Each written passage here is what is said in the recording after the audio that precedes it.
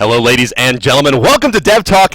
In regards to Arachne, my name is HiRezBart. Joining me today is going to be the one and only Hi-Rez-Scott, lead of leads, god of gods when it comes to SMITE design. Welcome to the show. Thank you. Thank you very much. Welcome to my show. You had it with Rory yesterday with Odin. This is your opportunity, guys, to get the first look at what's going to be coming into the Arachne remodel here. Well, I'm sorry, not remodel, rework. So to be very clear about that, similar to Odin, Arachne's actual look will not be changing. That's correct. She will be still the bug that you love and will be this monstrous woman with spider claws and things. But we'll have some new abilities to work with here today. So what we are going to start with is basically where current Arachne is deficient and what this is supposed to do to make that more fun, basically. So with current Arachne, a lot of in-hand focus with the passive, but then a lot of ability focus with all the rest of her things. Has trouble killing people. Kind of has to set the traps up and pull people into them. Very spider-like, but not very assassin-like. So kind of what were the core areas that you're looking to address with Arachne change? Sure. Well, certainly there were a lot of individual abilities that were kind of problematic on her, but from the highest level, she was an assassin that didn't have any movement and essentially had, 5 different CC abilities, which isn't very assassin-like in SMITE. Right. And that came a little bit from the fact she was kind of one of the, the old guard, one of the very original gods we did. So really that's kind of where we started, was taking that and saying, how can we make her a better assassin? Sure. So she's like so CC focused, but it wasn't reliable CC, I think, which That's is a lot of what makes assassins good, is either having a tremendous amount of burst damage that lets you do your abilities and then you're able to get out, or you're like the Kalis or the Hodenbots of the world where you have reliable AoE CC that's not hard to hit that allows you to do your damage. Now, Arachne was deficient in all of that, of course, with just a slow and a pull to her name, as well as a very problematic passive. That passive's had a lot of work done on it. You ended up going from all base to base plus scaling to low base plus scaling, because high base plus scaling, then back to low with higher scaling, I think was the overall path that thing did take. So, I mean, talking about kind of trying to balance something like that, I mean, it seems like there was a lot of an issue with new players versus experienced players and that passive and how much damage it actually was going to take. I mean, was that a big kind of challenge? When we've tried to kind of put her in the right spot a few times, and where do you think those have kind of missed?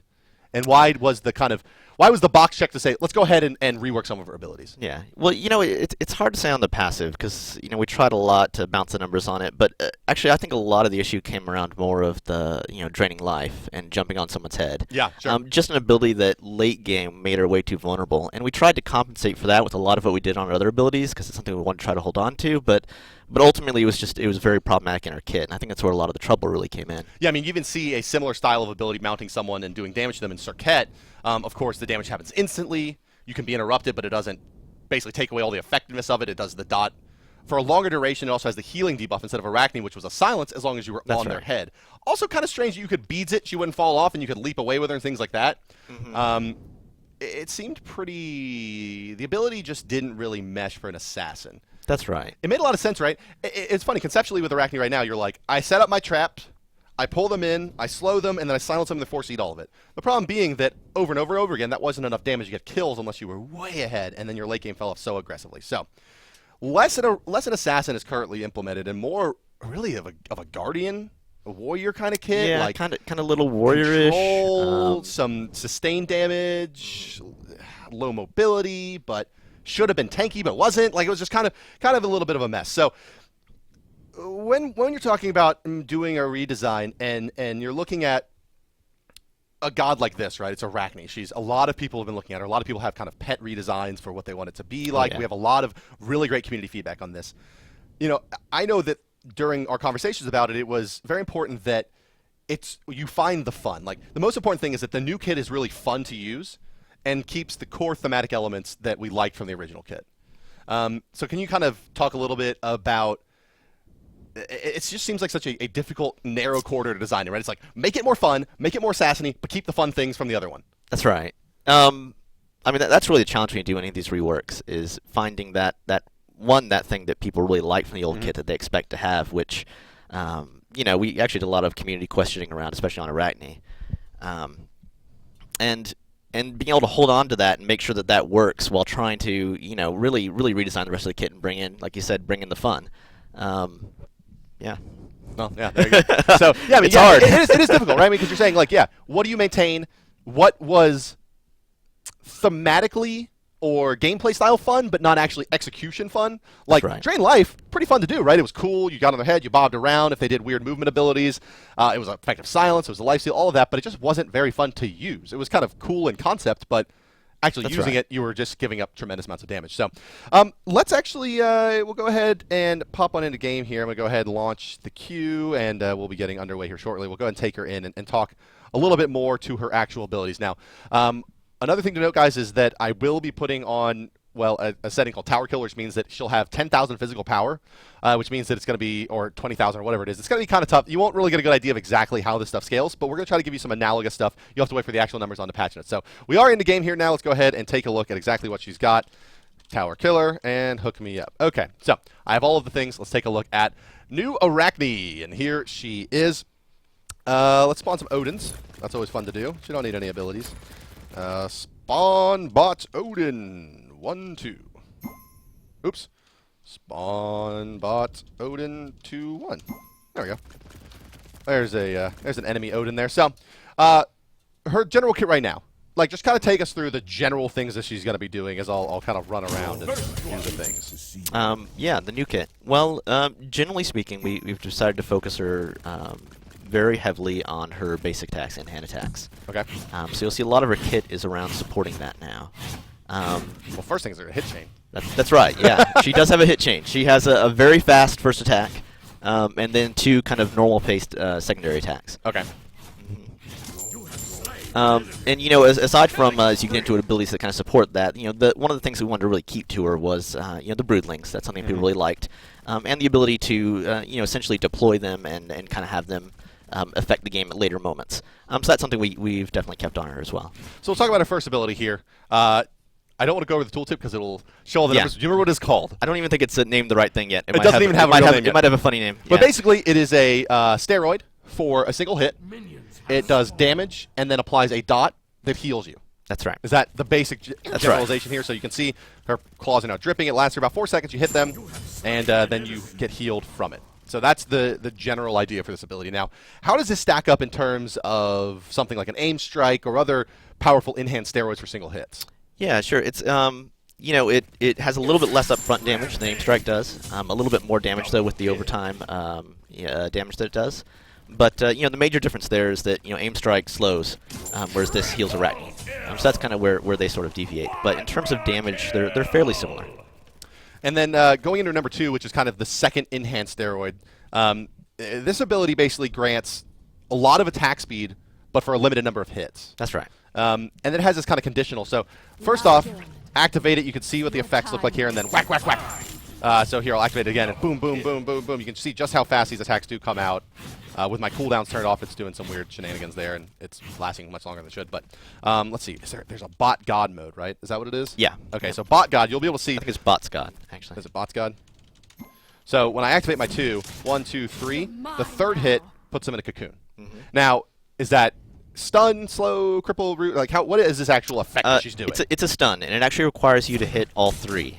So you have to hit all 3 hits to trigger the stun. On the same target, not just on the same target. Okay, that's right. So it's a stacking debuff basically that does nothing until the third stack, which is a short duration stun. Looks to be about a second, right. maybe in a quarter there at max rank. So each one, you know, this is her new cocoon. Each one's essentially adding webbing to the guy, and then when you get all 3 hits, now it does track successful hits. So if you whiff the air entirely with a hit, it Okay, doesn't so I can use up 1, attacks. 2, 3, 4, 5, Yep. boom, boom, boom, and it still works. So it's successful hits straight up. So you know, you kind of your general burst is going to be 1, 2, boom, boom, boom, boom, boom, boom, boom, boom, boom, boom, boom, boom, boom. Did the guy die? Right. Now her passive.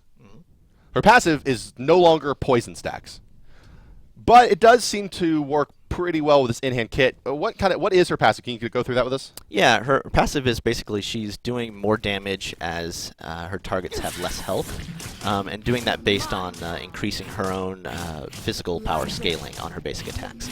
So she gets more physical power scaling as the enemy's health goes down. So it's almost like the old chin size before there were blades and size, and then Yeah, it's similar. That was straight damage versus Straight damage. power scaling, but very similar. Yeah. and so that power does not apply to, say, your ultimate or some other damaging ability. It's purely your in-hand. That's right. Purely your in-hand. So she's very in-hand focused. Now, her number 3, this one's kind of interesting, and it'll be interesting to see. I don't think we can get the Odins to actually path around, but let's talk about her number 3. It is this web wall, and it is it how does this relate in size to like a mirror wall? It's very, very similar. I think there might be a couple feet difference, but it's very close. And you can have multiple of these out, it looks like, here at a time. At least two. So what this does, we'll go and cast it on an Odin, is it places a wall, and if an enemy runs through it, it spawns spiderlings. And it slows them. And it slows them. You'll also notice that Arachne moves faster in the webs on the ground. So because there's that web on the ground there, you'll see I move quite a bit faster inside of them. That is actually a pretty potent run speed buff, it looks like there. Now, in reading this before I went on, it looks like that the enemy, if it affects them, they will actually drag the web behind them. That's correct. So are the spiders slowing them? How long are they slowed for a long duration? Kind of how does that work? So the spiders don't slow anymore. The slow just comes from someone running through the web. Okay. And then the spiders come out afterwards to add in damage. And then as the person's running, as they pass through the web, they're basically trailing web behind them. And if Arachne gets onto that trail, which lingers for a while, she moves faster. So it's a way for her to basically hunt down people that trigger her web.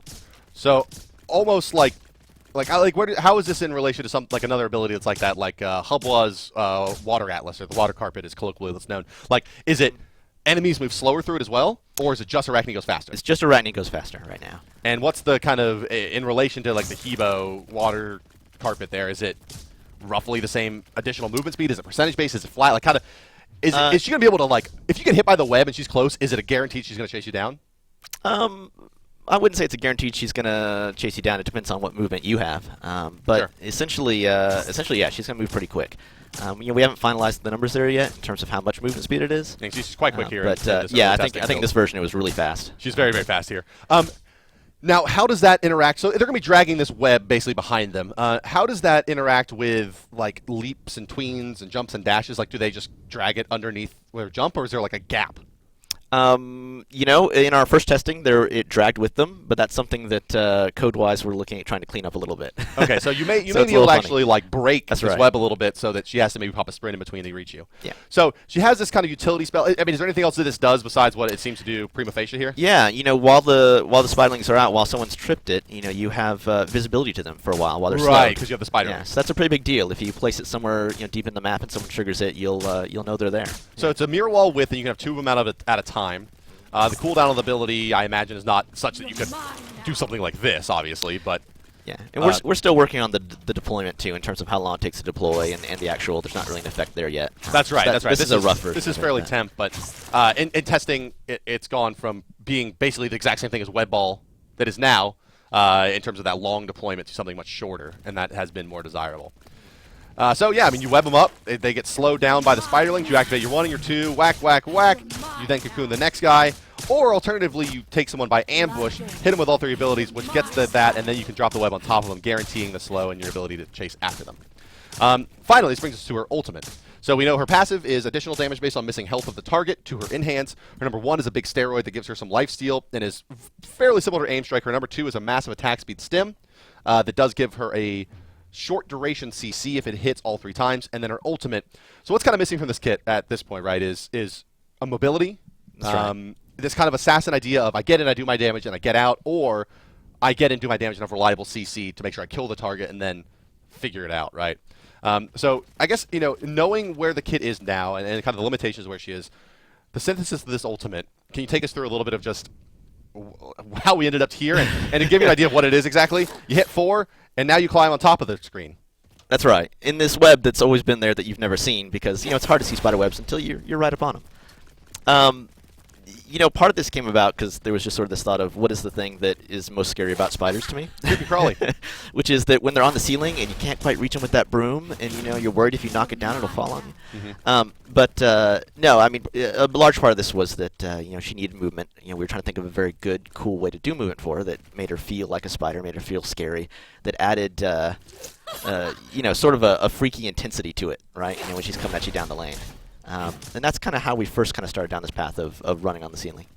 So you kind of like, it can be an initiation, right? Obviously, you have pretty long range. There's a long duration to 8 seconds here. I mean, this is obviously where it sits in this build here. But to be clear, the duration and then how far she leaps are things that are currently being adjusted. So that's definitely a best case scenario of how this is probably a little strong. I mean, overall, but it's an extremely reliable escape. Now, what's important about this ability, let me go ahead and pop down here, is that it does not ignore collision, right? Like you That's actually right. you will have to continue to path, but you could in theory, do something like that.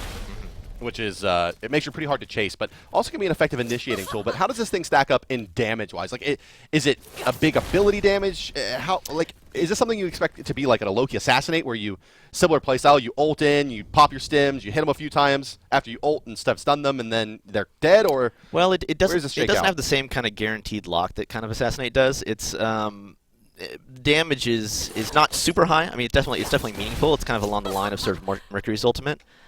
So it's mainly for giving her a very strong escape and a very strong way to chase someone down and kind of jump into them. Now, an important part to that, though, is we wanted to make sure, and we don't always do this with Challenge Ultimates, that she can actually activate her 1 or 2 while she's up there, so that you can prepare yourself when you come down for actually landing on someone and as fast as possible getting that stun off. Oh, now that I would have used to much better effect had I known. So yeah, while you're up in the air, you have whatever seconds it ends up being, and you can leap however far you can. Right now, it looks to be about a max distance leap. But you can activate your 1 and your 2. Now, will this apply those effects upon landing? No, it still requires the hits to actually happen. So it doesn't actually count as an in-hand when you drop down or anything like that. It is ability damage. That's correct. Although, yeah, we played a little bit back and forth with that, but we ended up keeping it to just be ability. So damage. look how cool when both of those sims are active it looks. Neato. So that basically concludes Arachne, more or less. So I mean, I think that overall, what was the kind of the goal as it progressed? I mean, so maybe actually give us some insight into kind of what this path was like that got us here. Can you? I mean, if you're comfortable, can you share some of the stuff that got tossed out? I think that's something that's very interesting to a lot of people. Stuff that got tossed out. Wow. For a while we experimented with trying to keep her cocoon more similar to the way it was, in the sense that it shot out and it wrapped someone up, and maybe it pulled them to her, or maybe it just rooted them. We had this version of the cocoon where it actually wrapped them up, and then after a certain duration, it exploded in the spiderlings, dealing damage. We didn't like that shifted her to having pretty good lane clear with being able to shoot out an explosion. So that was something that we kind of dropped in favor of really trying to keep her as someone that can just dominate the jungle with kills. So I think that's why we dropped that and went more to using the basic attacks to actually stun someone and wrap them up. Now, do you think that it was a core element of the ultimate that this kit needs an escape? Like when it was going to the line, how did where did that fall into the process? Yeah, I mean, one of the very first kind of things we looked at on Arachne was the fact that she had no movement, and she had no really good reliable escape. So that was something that we knew had to be in the kit somewhere. Now, we didn't know when we started in if it would be the ultimate or if it would be another ability that did that. But that was definitely something that was flagged as necessary. So now, when we kind of opened the show with this kind of idea of that, there's a tremendous amount of community feedback and designs, and kind of like we said, the pet designs of the community and Reddit and our forums and everything.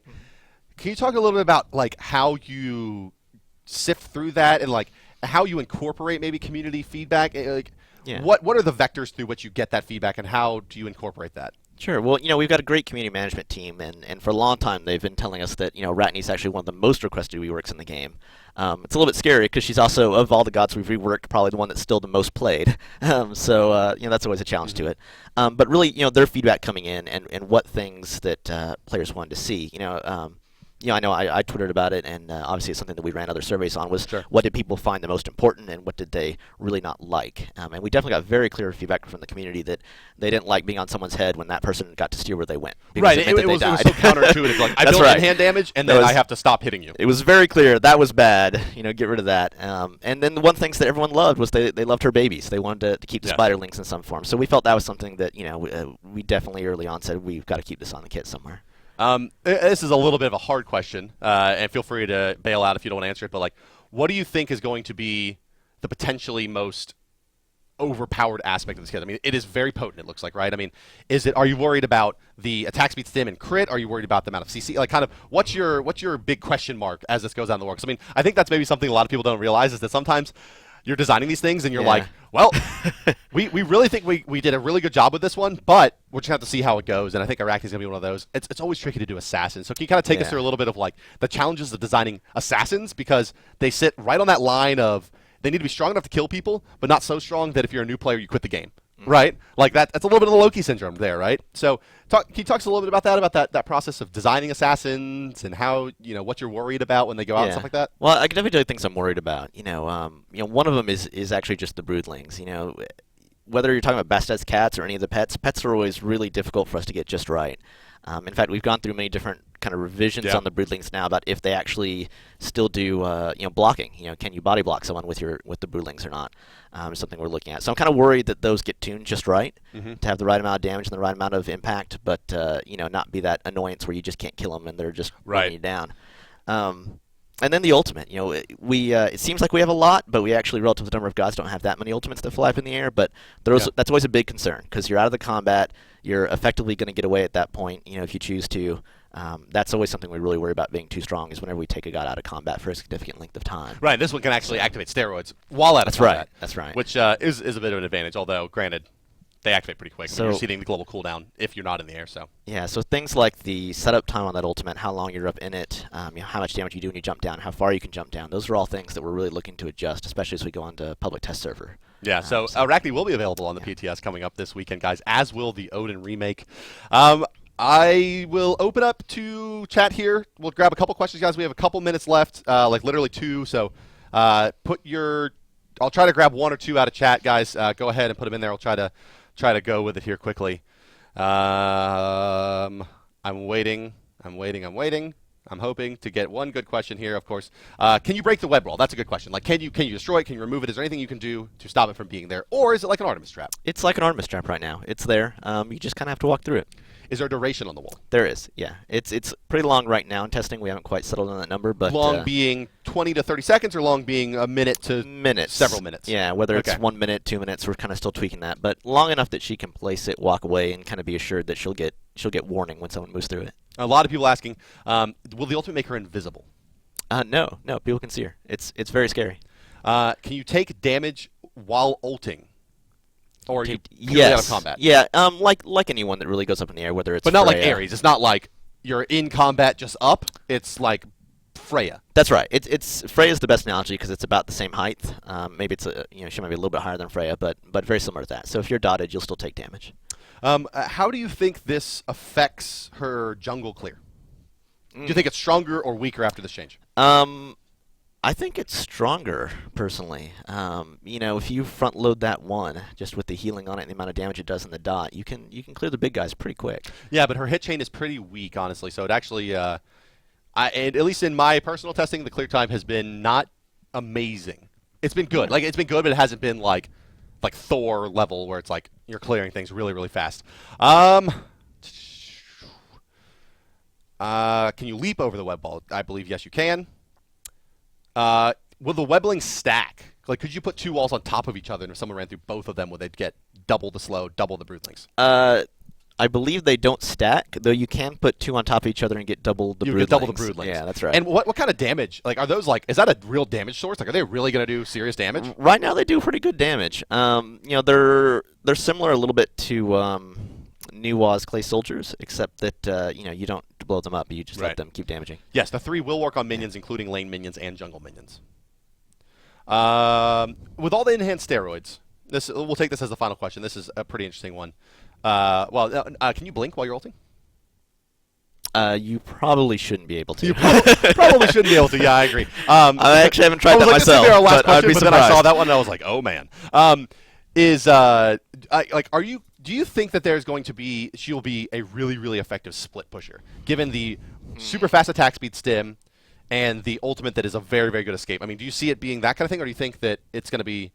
It seems like on paper it'd be really good. Like, go to the tower, you hit it with your super attack speed, it goes down, they chase you, you ult away, you put a web down behind you, and just keep running. Yeah, I think on paper she'd be pretty good, but we'll have to see. The attack speed stim is only for 3 attacks. Towers do protections a little bit different, but I think she'd be pretty good at it, yeah. Well, there you go, guys. That is going to conclude Dev Talk for Arachne. Thank you for joining us. Thank you, Scott, for coming by as well. And thank you for all of you in Twitch chat.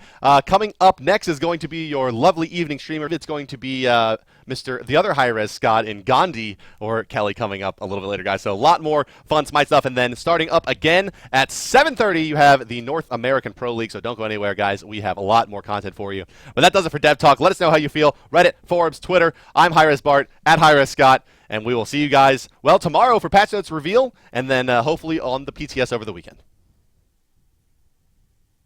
Oh, guys, what? You got to take this off. Go. Why is this up?